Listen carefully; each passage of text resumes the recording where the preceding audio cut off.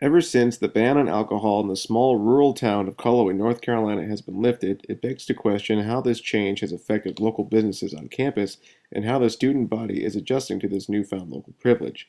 Before May 9th of this year, Cullowhee has been a dry community for as long as locals can remember and have been forced to drive 3 to 4 miles into the neighboring town of Silva to purchase alcohol. Has this change been a positive one for the community as a whole? I'm Robin Lang, and my daughter and I own the Catsup Cafe here on Western Carolina's campus. I don't, as far as my own business, of course, it has no impact because we don't sell alcohol.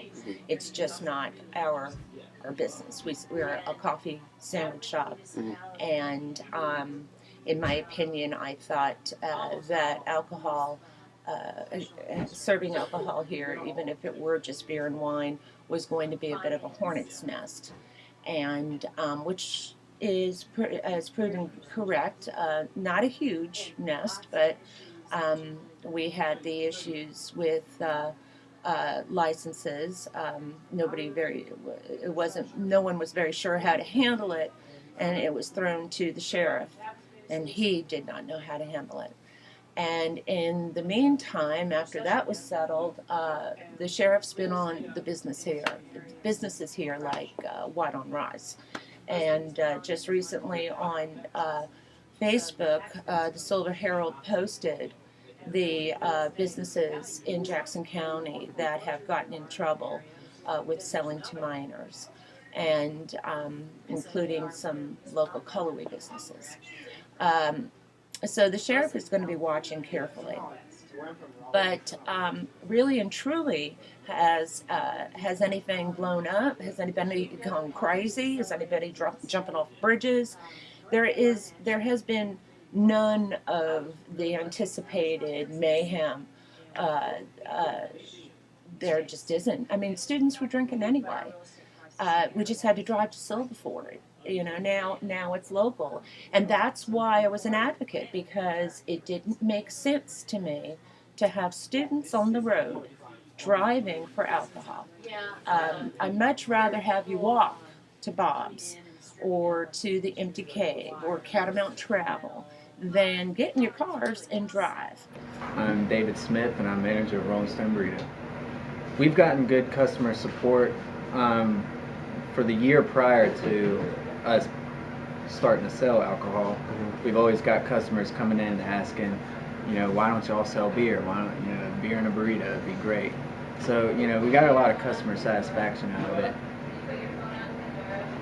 it. Business for it hasn't been flying out the door, but it's been controlled. We've been doing really good with the regulations and everything, make sure we keep IDs and everything. Yes, I think when you pass alcohol, even if it is just beer, it definitely brings in more revenue in the community, more business. I even think the Empty Keg opened up because of it. So personally, where I come from, Marion, North Carolina, they passed the liquor law. About a year afterwards, 3 bars opened up, more jobs in the community. I didn't see anything bad about it. So I think it's definitely a good decision.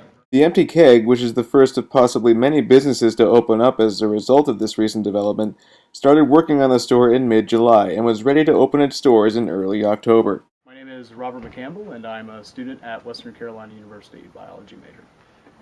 Basically, how it's affected me is that I don't have to drive as far to get it. That's really the only thing. I don't feel, because it's closer, it's not necessarily that I feel I need to go get it more. It'd be like if they opened up a gas station right there in downtown Cullowhee and had, let's say, Ben & Jerry's chocolate ice cream. Well, it's easier to get. That doesn't mean I'm going to get it more often. I think anyone who says that putting alcohol closer to someone will affect them in a detrimental way is not considering that person is going to cling to whatever, pleasure that might be harmful to them if it's easier to get. It's not necessarily a consideration of the individual. Do you think that the student body is mature enough for this change? Yes, and that question actually frustrates me a little bit because in a lot of European countries, you can drink when you're 16. I think by having the drinking age at 21, we are actually delaying a certain onset of maturity that can happen at a younger age. However, from a health perspective, the very few friends of mine that have actually abided by the rule and or law and waited until they were 21 to drink, I think that is beneficial because again, your brain is developing from birth until about age 25 or so. So from a health perspective, I think it's a good thing that the drinking age is 21. As far as making the student body mature, no. I think that people who want it are going to get it. People who don't want it aren't going to buy it, and they're not going to be really enticed to buy it even if it's closer. If you've never tasted something and don't know that you like it, if it's moved closer to you, that's not going to change your individual preference. Authorities are watching closely, but overall the transition has affected businesses that are now selling alcohol in a positive way. The collective consensus on its effect on the student body is, so far, so good.